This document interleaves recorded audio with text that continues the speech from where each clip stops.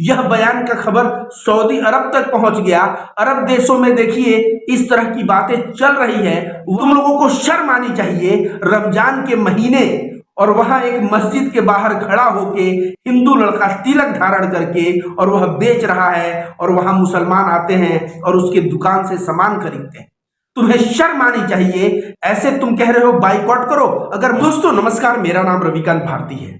दिल्ली में एक सभा बुला के इस तरह से नफरत बोया गया है, इस तरह से नफरत फैलाया गया है मुसलमानों के खिलाफ, और वह नफरत में भारतीय जनता पार्टी का सांसद जिसका नाम है प्रवेश वर्मा और भारतीय जनता पार्टी का एमएलए जिसका नाम है नंद किशोर गुर्जर, इन दोनों ने नफरत फैलाने की सारी हदें पार कर दी। दादरी में एक सुअर मारा जाता है, गाय काटने वाला अखलाक, तो वहाँ सारे के सारे राहुल गांधी से लेकर के अखिलेश और अरविंद केजरीवाल ऐसे रोते हैं जैसे इनका दामाद मर गया हो। आपने देखा होगा।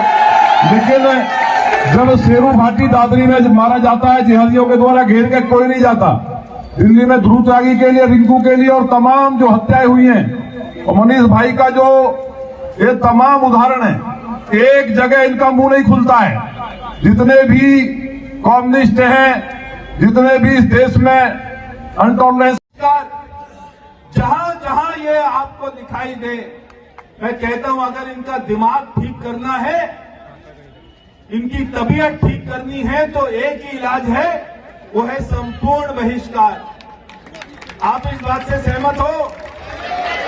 हाथ खड़ा करके बोलो सहमत हो, और मेरे साथ बोलो हम इनका संपूर्ण बहिष्कार करेंगे। हम इनके दुकान रेडियो से कोई सामान नहीं खरीदेंगे। हम इनको कोई मजदूरी नहीं देंगे। आप एक काम कर लेना बस, ये इनका इलाज है।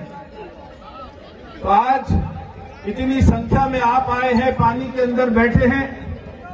मुझे आपको बता दें, प्रवेश वर्मा जो है यह कहता है कि मुसलमानों को हम घर में मजदूर के तौर पे नहीं रखेंगे, मुसलमानों से हम कुछ खरीदेंगे नहीं, मुसलमानों का संपूर्ण बहिष्कार करेंगे, आर्थिक बहिष्कार करेंगे।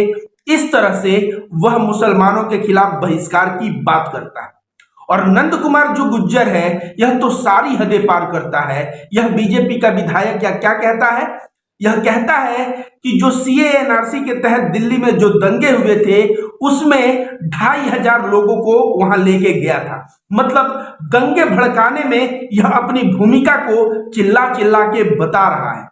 आपको बता दें, उसके बाद कहता है कि मैं 50,000 का भीड़ लेके फ्यूचर में जा सकता हूं, और इसके बाद कहता है कि दादरी में जो अखलाक की हत्या हुई थी, उस अखलाक के हत्या के बारे में अखिलेश यादव, केजरीवाल, इन सबको कहता है कि ये लोग ऐसे आंसू बहा रहे थे जैसे इनका दामाद मर गया हो, और इसको जो है उस लिंचिंग पे कोई पछतावा नहीं।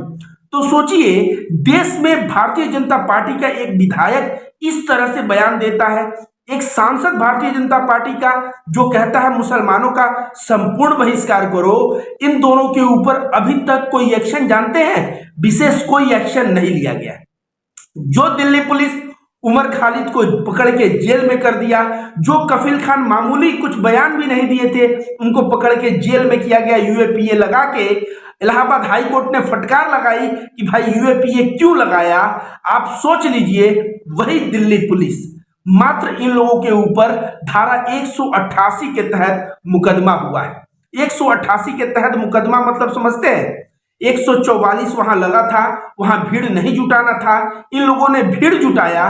तो भीड़ जुटाने पे 144 का जब उल्लंघन होता है तो धारा 188 के तहत केस बनता है।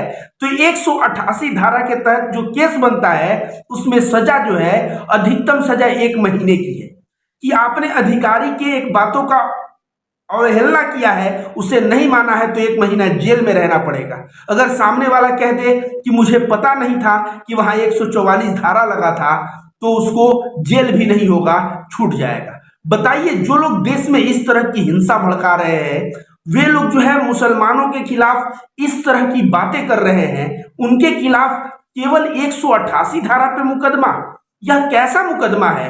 और जो उमर खालिद कहता था कि संविधान जो है सबसे ऊपर है, कोई हम पे गोली मारेगा तो हम संविधान से लड़ाई लड़ेंगे, हम हिंसा का जवाब अहिंसा से देंगे। इस तरह का भाषण देने वाला उमर खालिद पिछले पता नहीं 1.5 साल से या कितने साल से जेल में है। इसके पहले कफील खान जेल में थे। आप ही सोचिए कि इस देश में क्या चल रहा है। और अभी मैं कहूंगा कि कहां गया शहनवाज हुसैन, कहां गया मुख्तार अब्बास नकवी।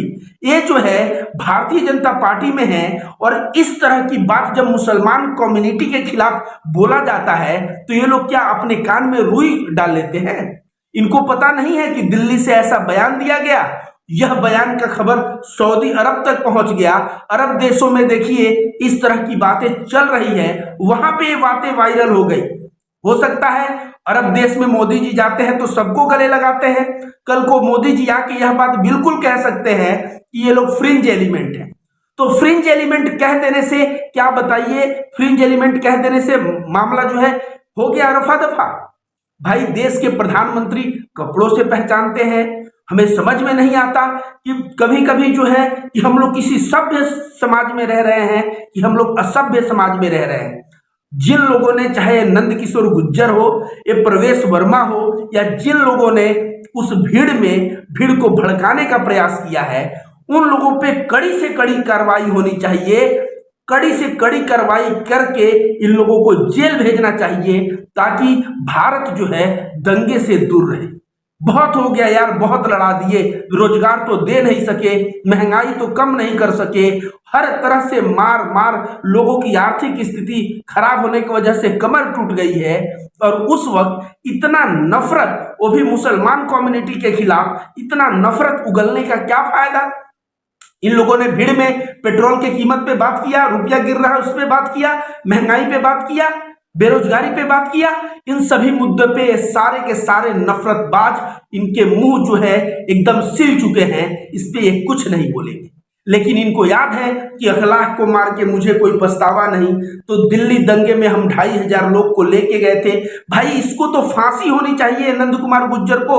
यह सीधे कह रहा है कि दंगे में 2500 लोग मैं लेके गया। और भाई सोचो, जब 2500 लेके गया वहां दंगा भड़काया, तो ऐसे दंगे भड़काने वाला जो पब्लिक में कबूल कर रहा है, ऐसा भी ना बात नहीं है चोरी छुपे, उसका वीडियो बना हुआ है और वह सारा वीडियो जनता के सामने। तब जो है एक्शन अगर सरकार नहीं लेगी तो सुप्रीम कोर्ट एक्शन लेगा। सुप्रीम कोर्ट जो है उसका बयान आया है कल कि जो है देश में इस तरह से जो हेट स्पीच दे रहे हैं वह देश के इंटीग्रिटी को डैमेज कर रहे हैं, तो उसके ऊपर इसको सॉर्ट आउट करना चाहिए। सुप्रीम कोर्ट के यह बयान से मैं रविकांत भारती, मुझे इतना संतुष्टि है कि चलो कम से कम सुप्रीम कोर्ट अब जो है इन हेट स्पीच को अगर वह उस पर ध्यान देता है और इन जो नफरतबाज हैं, इन नफरतबाजों के ऊपर कड़ा एक्शन लेके इनको अंदर करता है, तो शायद इन फ्यूचर कोई ऐसा नेता इस तरह की बातें, इस तरह की जुर्रत न कर सके। एक जो है लिंचिंग में मारा हुआ व्यक्ति के खिलाफ कोई पछतावा नहीं, दूसरी तरफ जो है 2500 का भीड़ लेके मैं गया और दिल्ली दंगों में शामिल हुआ, इस तरह की यह बात करने वाले विधायक को बताइए कहां होना चाहिए।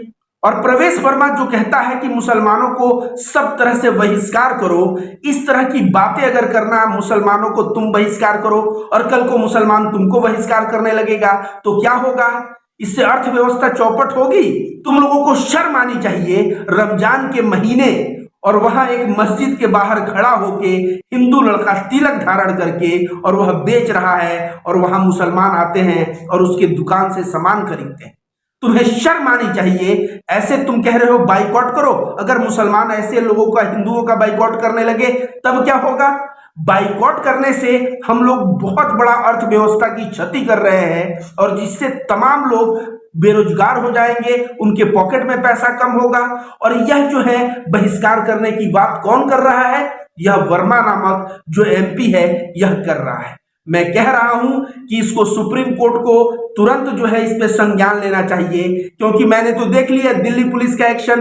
धारा 188, क्राइम इतना बड़ा है कि इन लोगों को 10-10 साल भी अगर सजा हो जाए तो वह सजा कम है, लेकिन बदले में मिला क्या?